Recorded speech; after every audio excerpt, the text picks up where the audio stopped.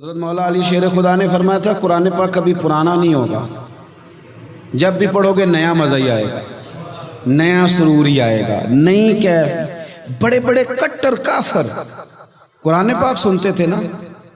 ایک دن عتبہ کہنے لگا ابو جہل سے اور دیگر لوگوں سے کہ بڑی ہو گئی لڑائی، بڑی ہو گئی بحث، اس طرح کرتا ہوں میں جا کے نہ تو محمد ابن عبداللہ صلی اللہ میں جا کے بات کرتا ہوں حضور سے۔ عتبہ آ گیا، کہنے لگا میں مذاکرات کرتا ہوں۔ صاحب نے کہا چل تو سیاںا آدمی ہے، سمجھدار ہے، چلا جا۔ جا کے نہ تو وہی باتیں جو وہ ہمیشہ کرتے تھے۔ نبی کریم علیہ السلام سے کہنے لگا ہم سارے آپس میں ہیں، برادری ہے، قبیلہ ہے، ایک شہر ہے، پھر بھی لڑائیاں شروع ہو گئی ہیں۔ جو آپ کا کلمہ پڑھتے ہیں وہ الگ ہو گئے، جو ہمارے معاذ اللہ طریقے پہ ہیں وہ الگ ہیں، تو کوئی بات چیت نہ کر لیں بیٹھ کے۔ تو حضور نے فرمایا کرو نا۔ کہنے لگا اگر آپ سرداری چاہتے ہیں تو ہم دیتے ہیں، اور اگر آپ مال و دولت چاہتے ہیں تو معاذ اللہ ہم دیتے ہیں، جو آپ کہتے ہیں ہم کرتے ہیں۔ کسی طرح کا بھی آپ کا مطالبہ ہے تو ہم پورا کرنے کو تیار ہیں، تو آپ بتا دیں ہم وہ کر دیتے ہیں۔ وہ بڑی اس نے لمبی چوڑی تقریر کی، جتنی آفریں گنا سکتا تھا گنوائیں۔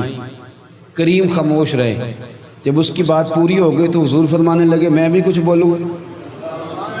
کہنے لگا بولیں۔ میرے نبی پاک نے قرآن پاک پڑھنا شروع کر دیا، چند آیتیں پڑھی، کھڑا تھا بیٹھ گیا، پھر اٹھ پڑا، کبھی ادھر جاتا ہے کبھی ادھر آتا ہے۔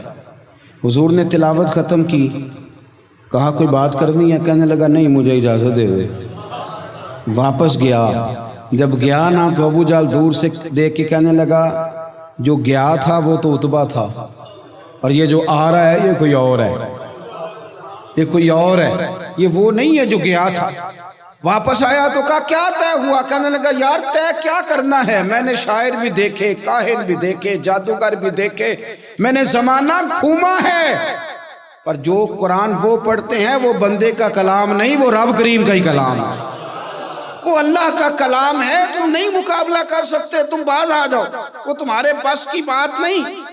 تیرے آگے ہیں یوں دبے لچے فصحا عرب کے بڑے بڑے، کوئی جان منہ میں زبان نہیں بلکہ جسم میں جان نہیں، اور کروں تیرے نام پہ جان فدا، نہ بس ایک جان دو جہاں فدا، میرا دو جہاں سے بھی نہیں جی بھرا، میں کروں کیا کروڑوں جہاں نہیں۔ طفیل بن عمر دوسی مکہ شریف آئے تجارت کے لیے، پہلے بھی آیا کرتے تھے، کہتے ہیں میں بہترین شاعر تھا، مکے آیا سامان بیچتا تھا، کچھ خرید کے لے جاتا تھا۔ ابو جہل مجھے کہنے لگا تو ہمارا دوست ہے، پرانا سجن ہے، تیرا آنا جانا ہے، اور تجھے یہاں اس شہر میں چونکہ تو ہمارا مہمان ہے تو ہر بات سے آگاہ کرنا ہمارا ذمہ داری ہے۔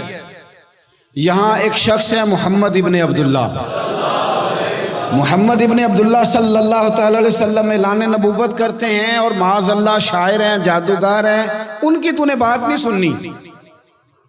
کہتا میں نے کہا مجھے کیا ضرورت ہے، میں نے چند ہفتے ٹھہرنا ہے، مال بیچنا ہے، کچھ خریدنا، چلے جانا ہے، مجھے کیا ضرورت ہے؟ کہا اچھا میں نہیں سنوں گا بات۔ کہتا مجھے نظر آئے کئی دفعہ حضور، اور جہاں حضور ہوتے تھے میں قریب ہی نہیں جاتا تھا۔ کہتے ہیں ایک دن نا حرم شریف میں سادے سے کپڑے اور پاؤں میں سونے جوتے اور سر پہ یوں امامہ کے جیسے فرشتے بھی جھک جھک کے زیارت کرتے ہیں۔ کہتے ہیں کہ نور بھری کیفیات حضور تشریف لائے، اور تشریف لا کے رسول کائنات علیہ السلام حرم کعبہ کے ساتھ ٹیک لگا کے بیٹھ گئے، سر سے لے کر پاؤں تک تنویر ہی تنویر ہے۔ حضور تشریف فرما ہوئے، قرآن پاک پڑھنے لگے۔ میں جب حضور کے قریب سے گزرتا تھا تو کانوں میں روئی دے کے گزرتا تھا، پر طفیل کہتے ہیں آج نا تھوڑی سی آواز میرے کانوں میں گئی، قرآن پڑھا محبوب نے۔ اور ویسے بھی کیا کمال ہوگا جب یاسین والے نبی خود یاسین پڑھتے ہوں، جب طٰہٰ والے نبی اپنی زبان سے طٰہٰ کی تلاوت کرتے، وَالضُّحَىٰ وَاللَّيْلِ اِذَا سَجَىٰ جن کے بارے میں آیا جب وہ تلاوت کرتے ہوں، الم نشرح لک صدرک جن کے سینے کی تعریف اللہ نے کی، جب وہ ان آیتوں کی تلاوت کرتے ہوں گے تو کیا شان ہوگی۔ جن کو رب کہے وَلَسَوْفَ يُؤْتِيكَ رَبُّكَ فَتَرْضَىٰ حبیب تجھے اتنا دوں گا کہ تو راضی ہو جائے گا۔ تو جب حضور خود یہ آیتیں پڑھتے ہوں گے تو انداز کیا ہوتا ہوگا۔ کہتے ہیں وہ تھوڑی آیتیں سنی پر قربان جائیں میرا تو کوئی دل ہی بدل گیا۔ میں بڑا بہترین شاعر تھا، لفظوں کے تراشے مجھے خوب آتے تھے، الفاظ کے بام و در سے میں آگاہ تھا، اچھا ادب میں جانتا تھا، پر میں نے کہا یہ کلام، یہ انداز، لو انزلنا ھذا القرآن علی جبل لرأیتہ خاشعا متصدعا من خشیۃ اللہ، یہ انداز پتھروں پہاڑوں پہ جائے تو وہ ریزہ ریزہ ہو جائے. کہتے ہیں تھوڑا سا پڑا قریب لیں اور پھر نظریں جھکائے ہوئے حضور اپنے گھر گئے. سرکار چلے تو میں پیچھے پیچھے، حضور گھر میں چلے گئے تو میں نے دروازے پہ دستک دی، باہر آئے، سلام لی. میں نے کہا محبوبہ وہ جو آپ پڑھ رہے تھے تھوڑا اور نہیں سنا دیتے، تھوڑا اور نہیں تلاوت کر دیتے؟ کہتے ہیں رسول پاک نے نا پھر قرآن پڑھنا شروع کیا.